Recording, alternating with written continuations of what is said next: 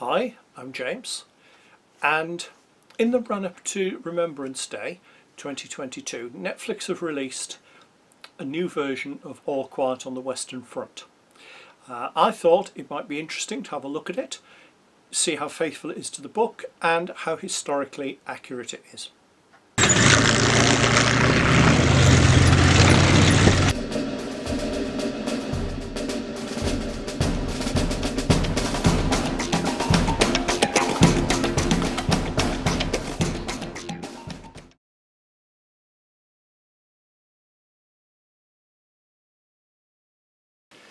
So let's start with the book. The book was written in 1928 by Erich Maria Remarque, and we know it in the West, or in the English-speaking world, as All Quiet on the Western Front. The German title translates slightly differently. It translates as In the West Nothing New, which is basically the same thing. It's just one of those little oddities, and later translations have stuck with the name because it is just so well known. Unlike the sequel book, The Road Back, which is a bit strange in that the characters are named the same but they seem to be different. But that's a time for another video. So let's look at the book. How close to the book is the film?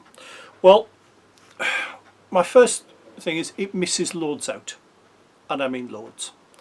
It misses out possibly one of the biggest themes of the book, which is the home front and the complete disassociation of the soldiers from it, the way that they can no longer relate to anybody when they go back. A theme that's been used a lot in later works, particularly about Vietnam. Charlie Sheen's character in It's not Charlie, it's Martin Sheen. His character in Apocalypse Now says, when I was home, I wanted to be in Vietnam. When I was in Vietnam, I wanted to be home. And that disassociation is a major theme that's missed out. It misses out as well, for me, one of the most interesting bits, which is the training with Corporal Himmelstrasse, the postman who's now been made a corporal, and it shows the giving of power and how that affects people. One of the characters does discuss it a bit in the book. The 1979 version of the film put a lot of emphasis on this, with Ian Holm pulling in an absolutely magnificent performance. I was a bit sad to see it missing. It misses out a couple of other things as well. These generally don't make adaptations, where he guards Russian POWs, with some of them dying because of hunger. There's a hideous foreshadowing of what was going to happen just over 10 years after the novel was written with the Nazis. But I find that a very, very touching scene. And it misses out his trip to the hospital when he's injured, which plays a really significant part of the book. It also doesn't go back to the school teacher who's encouraged them to join. That's another major theme in the book. So there's a lot missing. Okay, it's still 2.5 hours long. You are going to have to cut stuff. But then they've added things. They've put in a lot about the signing of the armistice, and yeah, it didn't gel for me. It wasn't that a soldier's experience. This is high level, whereas the book is low level. So that was something I wasn't quite sure that was in there. They've also added one scene that I did think was particularly impressive. Soldier dies early on, and you're shown the uniform being taken back, being repaired, washed, and then reissued. That's a really good addition. I did like that.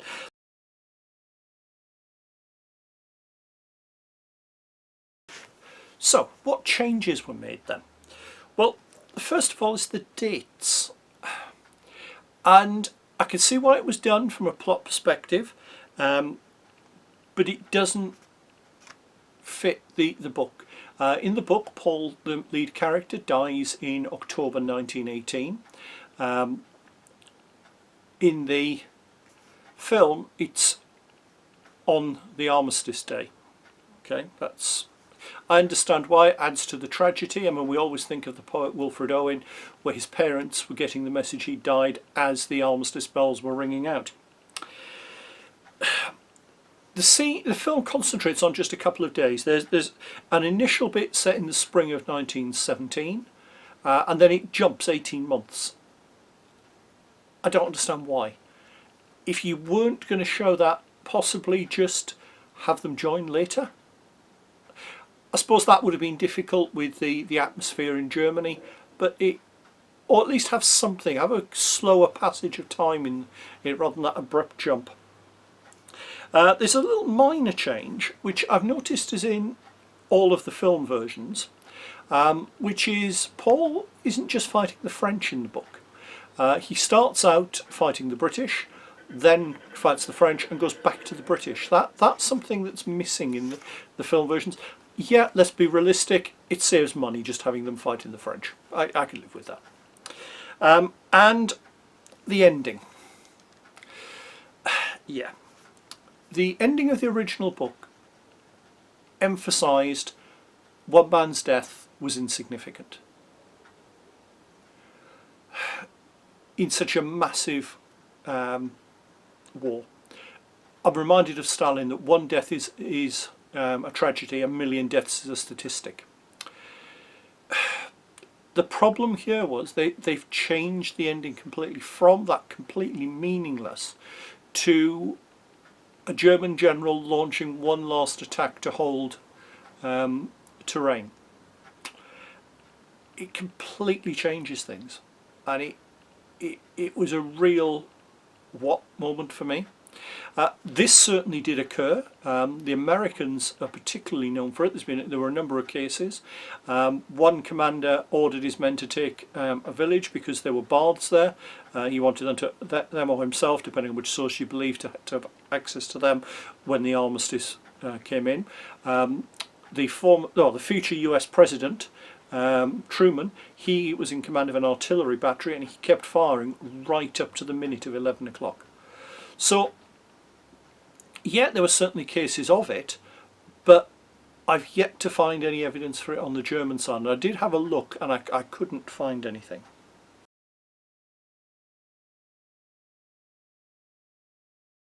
So, what's good about the film?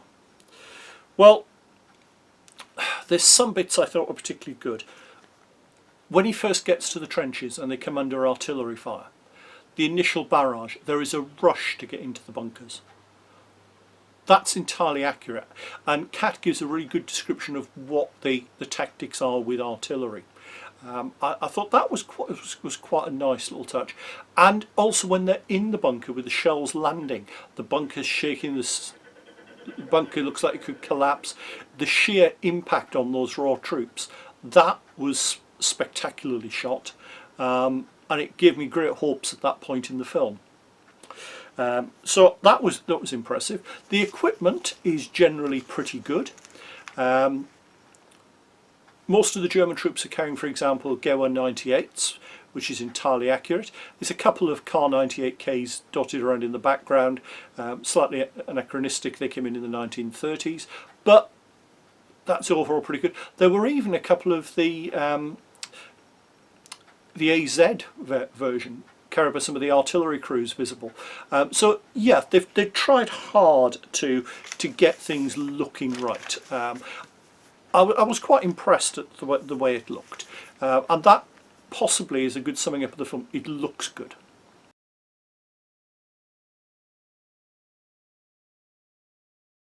Historical accuracy. This is where I'm a nightmare to watch films with. We walked out of the film Dunkirk, and the first thing my other half said to me was, "Okay, what was wrong with it?" I am that nitpicker, I'm afraid. So I haven't picked up everything. These are just some of the things that I found. The trenches themselves, they don't look right for the era. We're talking late war. People don't realise that World War I was radically different as it went along. The trenches shown would fitted earlier periods, but they most certainly were not the sort of bunkers and trenches that you would have had at the Hindenburg line in 1917, with great big deep dugouts which could survive the artillery bombardments. And they were in place for the Somme the year before. So straight away there's an issue there. The mud, that's the next issue. Every World War I film must show mud. Has to. It's almost like a tick list that producers go down. The mud is appropriate for certain battles. The Battle of Passchendaele being the most obvious. People don't realise that on the Somme people are advancing through fields. And the sheer amount of mud, it didn't fit with the background for me, I'm afraid. Troops moving round, and I'll put a picture up for this one because this is a classic. Every time in the initial 1917 battle you have the troops, they are moving around in daylight above the trench line. They're silhouetted. This is a good way to get yourself shot. Ironically, it contrasts with when at night, when he takes a shot, he immediately draws fire on that position. You don't need that when you stood in the open in daylight. So that was a massive thing for me. It just ruined the immersion. The wire as well. If you look at the wire, it's built on like an X-frame at each end with a bar across the centre, which is what you see in roadblocks and things like that. That's not how the wire was. That wire is easy to remove. You just get up to it and move it out the way. And that is the massive problem. It's very frustrating because the book actually has a whole section where he's describing how they put wire out. So that was just completely missed. Very frustrating. And some of the things people say. It's one of the characters, Kat, says it, and it's repeated at the end that the front line doesn't move. That's not true. Particularly at the end of the war, it was not trench fighting, it was open warfare. The troops had moved out of the trenches. The Michael offensive in the spring of 1918, designed to try and win the war before the Allies had the reinforcements of the Americans, that basically got everything back to open warfare. The Allied counterattack then pushed the Germans back past the trenches and it became open warfare. It really isn't what it's shown in the film. So the statements there are completely misleading. Yes, it ends at about roughly the same sort of place as it started, but that's because it's moved so much and just coincidentally ends back at that point. A glaring little anachronism for me was the French peasant referring to the Germans as Krauts, which is a Second World War, I think, American slang, whereas the correct term at the time would have been Boche, which is even in use at the start of the Second World War. So that was just bad, sloppy writing. Another bit of sloppy writing was the fact that Kat's wife in the letter refers to fighting going on in the East. Hang on, it's November 1918. The Russians have been knocked out of the war for nearly a year. So why is there still fighting? The whole Michael offensive I mentioned a minute ago came about because they had all the extra troops from the Eastern Front to use. So what fighting? The big added subplot of the negotiations were not over the terms. The problem with the terms is these are the terms that were agreed in 1919 at Versailles, and I use the term agreed rather loosely. Imposed is possibly a better description. This wasn't what the Germans signed up for. They signed up for the armistice to stop fighting. That was all that was signed up for. It was an unconditional surrender. At 1919 at Versailles, these were the terms imposed then, so the Germans did not know what those terms were. And another real little oddity, the characters offer food to some French women in return for what's sort of fairly obvious unspecified favours. And also, in the letter from Kat's wife, she promises to send him a parcel with sugar, sausages. Germany in 1918 was collapsing. People were starving to death. The troops on the front line were starving. There is a scene where Paul actually finds food in a French bunker. This was a problem they had in the Michael offensive, where troops would overrun a supply dump and they would stop because they were finding things they hadn't seen for years. So the food shortages are not just glossed over, they're sort of ignored completely, and the opposite is done. So historically, there's a lot of issues going off with this.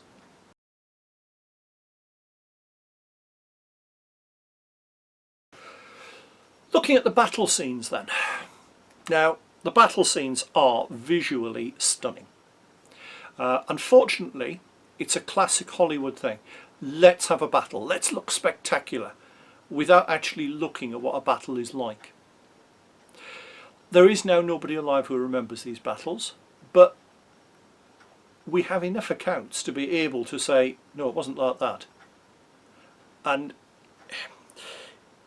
it suffers badly as a result. They're very inaccurate impressions. The biggest thing for me is the fact that you only seem to have two levels of fighting. A full-out offensive battle or nothing. Now, most of the fighting in the First World War was small-scale raiding. At night, patrolling out into no man's land, dominating the ground, repairing wire, trying to capture a prisoner. And it's worth noting that in the book version, the scene where he kills the French soldier, which is masterfully done across all three versions of the films. It's one of the most powerful and stunning bits of cinema in the film, from the psychological perspective. Doesn't occur in a battle.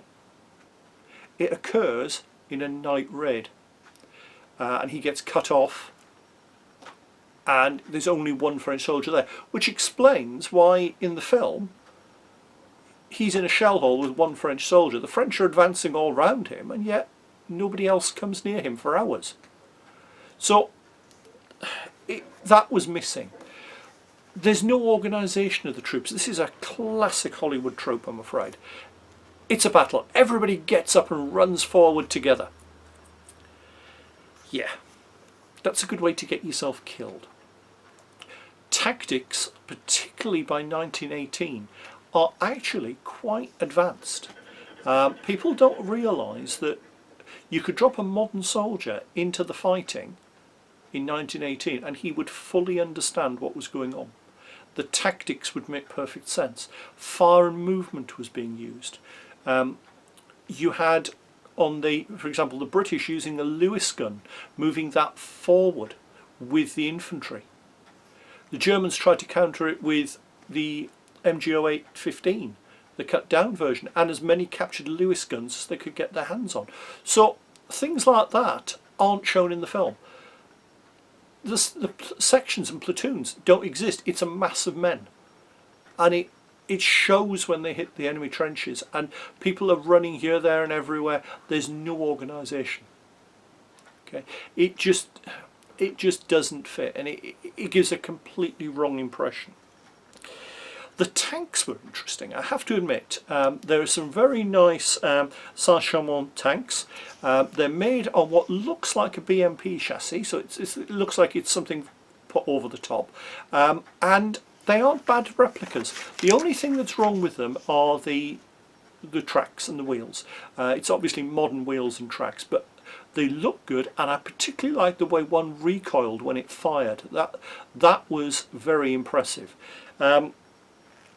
How they're used in the film, though, they wouldn't have been used for a counterattack. Bringing tanks up and readying them, that was always an offensive thing. You didn't get them used in counterattacks. And one of the French tanks drives into the trench. Now the Saint-Chamond had a weakness in that it couldn't cross trenches well because of the length of the track base. So yes, they could have gone into the trench, but the trenches here are too narrow. The Germans deliberately put the trenches wider as they retreated because it made it harder and harder for tanks to cross them. The British came up with the idea of using the fascine, where they dropped bundles of logs in and then they could drive over the top of it. So the tanks aren't used correctly. And let's get something straight. Tanks had been in use now for over a year. The Germans knew about them. They understood them. They had the anti-tank rifle, the Tankgewehr. They had cannons brought forward. They had countermeasures to destroy tanks. Yet the troops in what supposedly did, in November 1918, veteran troops just do not seem to have seen them before. If that was footage of Cambrai or early tank battles, that would be appropriate. But for this point, no. Countermeasures were already in place, really, for them. They do actually destroy one using grenades. I haven't checked whether the grenade could be put in through the firing port. My gut feeling is no, it couldn't. Because I know on the British tanks there was a shield inside to stop that happening. Whether it's a design weakness in the French tanks, I'd have to look into, but it just didn't feel right. If you do a bit of research on, for example, the tank Freibentos that was broken down, it was cut off, and the crew held out for quite some time, firing pistols through firing ports and so on. Bearing in mind the Saint-Chamond, I think, has got 8 machine guns on it, plus that cannon, so they should have done better with that. One thing I did like with that, though, which I thought was good, was when they do destroy it and the crew are trying to get out, they are killed while they're helpless. This was fairly common. Certain types of people were not likely to survive. It was well known that if you had a light machine gun badge or machine gun badge on your arm, it was cut off when you went into the front line, because otherwise, if you were captured, you were routinely killed. Same with flamethrower crewmen. The tank crews often suffered that. Anything that was regarded as an unfair weapon, that was something that occurred regularly. And you do see it on both sides. The French kill some helpless German troops as well. Because one thing we don't realise until you go out and read the accounts is how often the no prisoners order is actually given in the First World War. It's given an incredible amount of the time. So yeah, shooting of prisoners, that was a nice little touch, which I did like in there. And the other thing I did like as well was the way the entrenching tools were being used as weapons. That's a well-known tactic. Trench clubs and things were particularly common. They would have been much more common on the raiding that we talked about, rather than in the big battles, I would have thought. But 10 out of 10 for actually showing it. And the entrenching tools the Germans are using, Second World War used exactly the same way. There are accounts in Stalingrad where they're used, for example.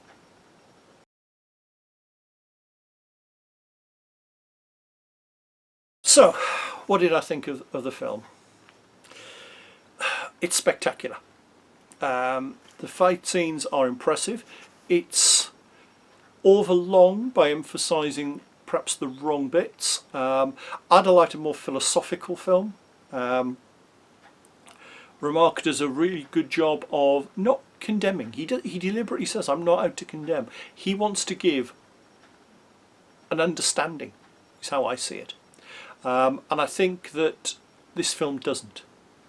It subverts it for a spectacular war is hell without actually really showing why, if that makes sense. It just shows the brutality of warfare. It doesn't show the psychological damage. I think that's a massive difference. I think I'd sum it up as it's all flash and no substance. It's a really good example of the mud and blood school of history of the First World War.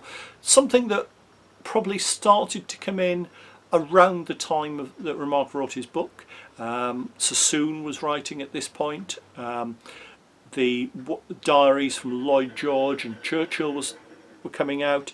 Haig was dead, so wasn't able to defend himself, and it became the futility of war, which doesn't really occur until about 1930, by which point the world has changed. It hasn't been a land fit for heroes when they've come back. And this film perhaps ties into that. It's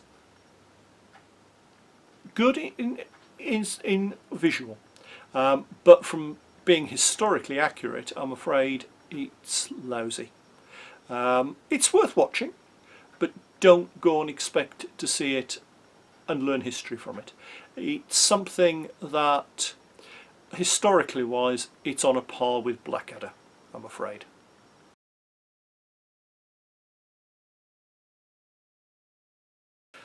Hopefully you've enjoyed the video. If you have, please click on the like button below so that I know what people like and I know what to make more of.